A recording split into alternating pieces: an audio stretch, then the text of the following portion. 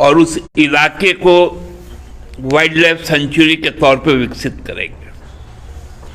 उससे उनको पीछे हटना पड़ा।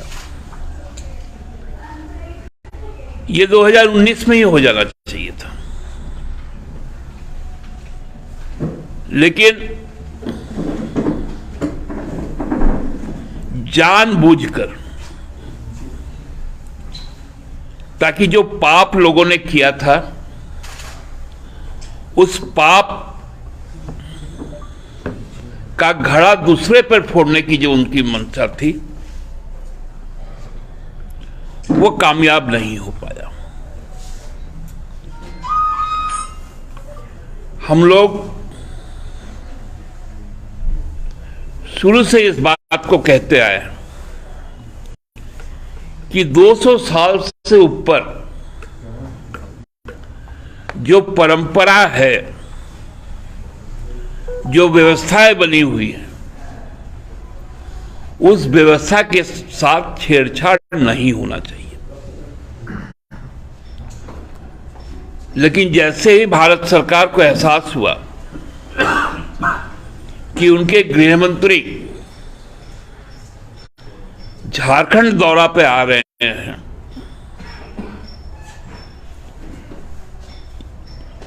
उसके ठीक पहले ये कपट भरा चाल चला गया। लेकिन भारतीय जनता पार्टी को की नीयत को समझना बड़ा मुश्किल है। ये लोगों को आपस में उलझाने के लिए, सामाजिक बनावट को उधेड़ने के लिए हर वक्त तैयारी करते रहती है। उन्होंने 2019 के अपने गजट को निरस्त नहीं किया।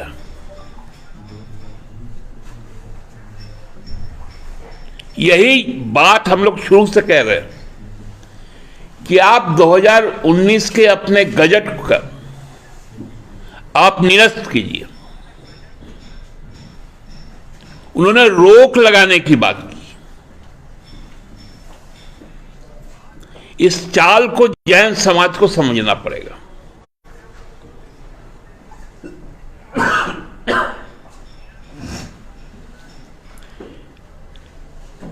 कल जो जानकारी मिली आप लोगों से कि भारतीय जनता पार्टी के नेता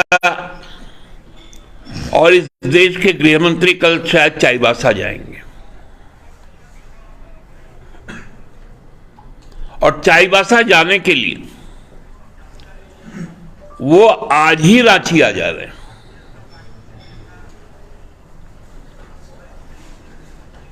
हमने भारतीय जनता पार्टी के एक बहुत बड़े नेता से पूछने का काम किया कि इतने व्यस्ततम कार्यक्रम के बीच में एक दिन पूर्व रांची आने का निर्णय क्यों लिया गया। तो हमारे उस मित्र ने मुझे कहा कि दादा, आपको याद नहीं है 2 दिसंबर को चुनाव प्रचार के क्रम में चक्रधरपुर में वो रांची आए थे, 11 बजे पहुंच गए थे, 11:30 से सभा होनी थी, 10-15 लोग भी नहीं जुटे थे। तब जाके 3:30 बजे लगभग बाजार से लेकर इधर उधर से लेकर जब 200-250 लोग जुटाए गए, तब जाके वो मीटिंग किया। और उसका नतीजा ये हुआ कि पूरा कोल्हान प्रमंडल से भारतीय जनता पार्टी विधानसभा में साफ हो गई। इसलिए हमारे नेता एक दिन पहले आ जा रहे हैं ताकि मॉनिटरिंग कर पाए रात भर में कि आदमी तो जुटा।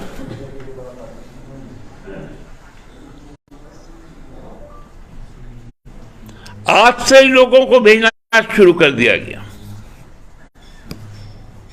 अब माननीय गृह मंत्री जी को भारतीय जनता पार्टी के नेता आदमी जुटाने के लिए एक दिन पहले कहीं जाना पड़ता है। यह हो गई है भारतीय जनता पार्टी की स्थिति। हम तो कहते हैं फिर भी ठीक है, आप आइए, लेकिन आके थोड़ा बताइए कि सरना धर्म कोड पर आपके सरकार की और आपके पार्टी की राय क्या है। 1932 के पहचान पर, खतियानी पहचान पर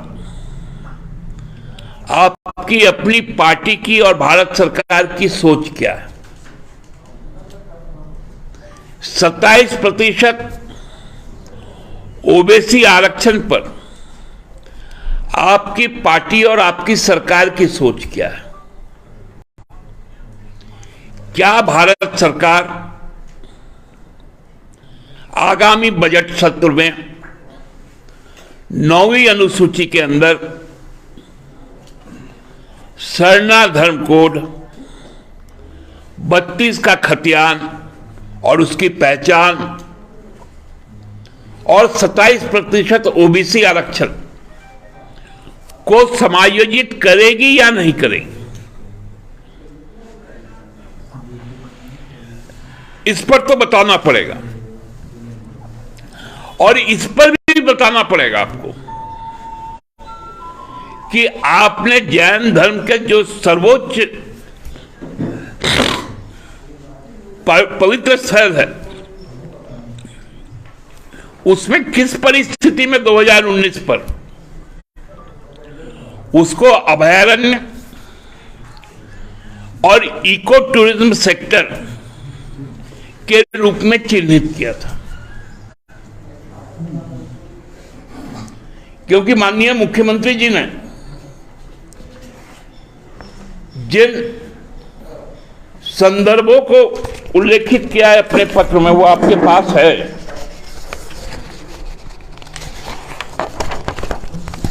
और वो यही है, अनुच्छेद पारा 2 के उपपारा 3 के छठवें जो वर्ग है, पर्यटन सहित पारिस्थितिक पर्यटन।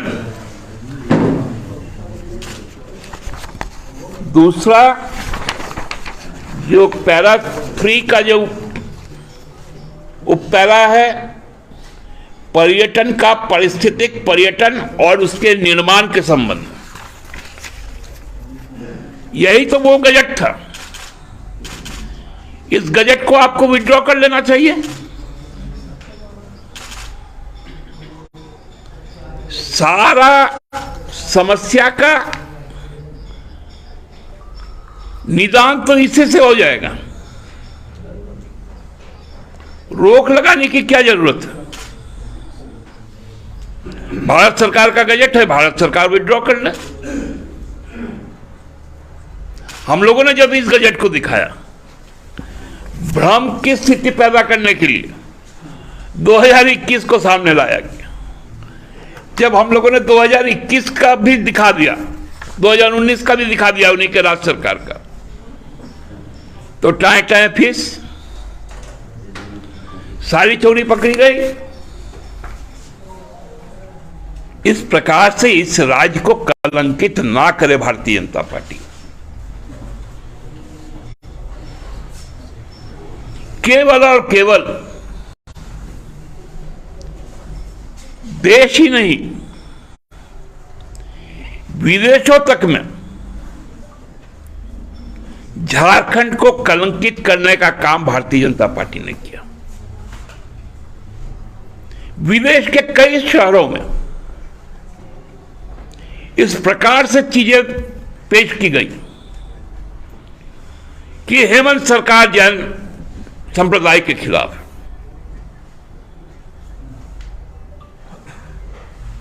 राज्य सरकार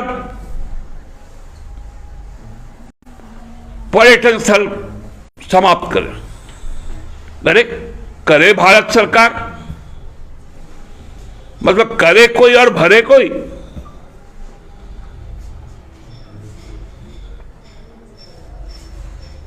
लज्जा आनी चाहिए भारतीय जनता पार्टी को। और कल माननीय अमित शाह जी को इस बात का भी जवाब देना चाहिए कि ऐसी कौन सी परिस्थिति थी कि आपको इस तरह के धार्मिक भावनाओं से छेड़छाड़ करने का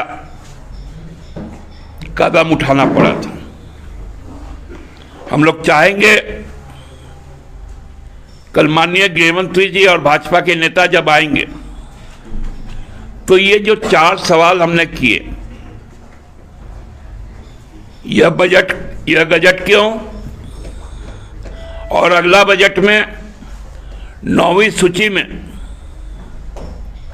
खतियानी पहचान 32 का ओबीसी आरक्षण और सरना धर्म कोड आएगा या नहीं आएगा, इस पर अपनी राय रखते हैं।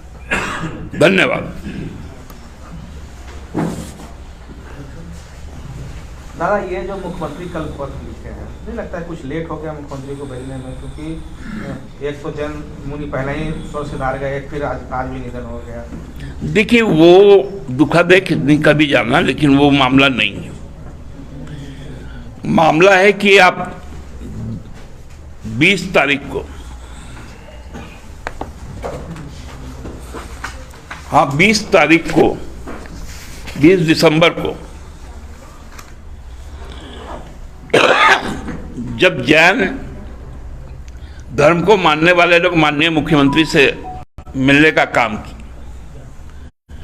ठीक उसके बाद 21 को ही राज्य सरकार ने उस पर संज्ञान लेते हुए अपना पत्र भेज दिया था कि वहां पर किसी भी तरह की कोई आपत्तिजनक घटना ना हो और वो पवित्र स्थान की पवित्रता बनाए रखी जानी चाहिए। 20 के बाद 21 को ही, और उसके बाद आप लोग जानते हैं कि माननीय मुख्यमंत्री जी भी व्यस्त रहे, और जब फिर से समाज के लोग उनसे मिलने का काम किए, तब जाके उन्होंने कल उस चिट्ठी को लिखा। हमको लगता है इतना जल्दी किसी भी स्थिति पर काम करना एकमात्र हेमंत सोरेन से ही संभव है, नहीं तो 2019 का गलती सुधारने के लिए 23 लगता है क्या? तो सवाल तो उनसे होना चाहिए। बाबूलाल ने कहा कि जो काम राज्य सरकार को करना था वो केंद्र सरकार ने किया। पारसनाथ को लेकर उन्होंने कहा। बाबूलाल जी बहुत विद्वान व्यक्ति हैं, बहुत विद्वान है, वन पर्यावरण मंत्री भी रहे हैं। और आप बताइए, भारत सरकार का बजट किस नियम के तहत राज्य सरकार वापस लेगी? आपकी पार्टी के नेता है लोपेन हेम्ब्रमूथ, कह रहे वो पूरी जगह ही आदिवासियों की है। उनका नाम बदलने का मांग किया उन्होंने। लोपेन ने कहा कि मरान गुरु नाम दिया जाना चाहिए पारसनाथ को नए सिरे से। देखिए, जगह का नाम ओरिजिनली पारसनाथ ही है। सम्मेर शिखर उनका पवित्र स्थल है, और झारखंड का हर पहाड़ जिसको पूजा जाता है, चाहे वो घंटाबाड़ी का पहाड़ हो, झुमरा पहाड़ हो, पारसनाथ का पहाड़ हो, संथाल परगना के कई पहाड़ी,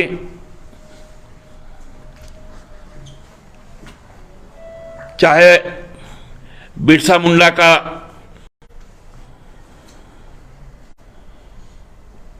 जो जन्मस्थल है चलका दुलिहातू, वो पहाड़ी श्रृंखला हो, तो पहाड़ तो आदिवासी समाज के जीवन का एक अभिन्न अंग है।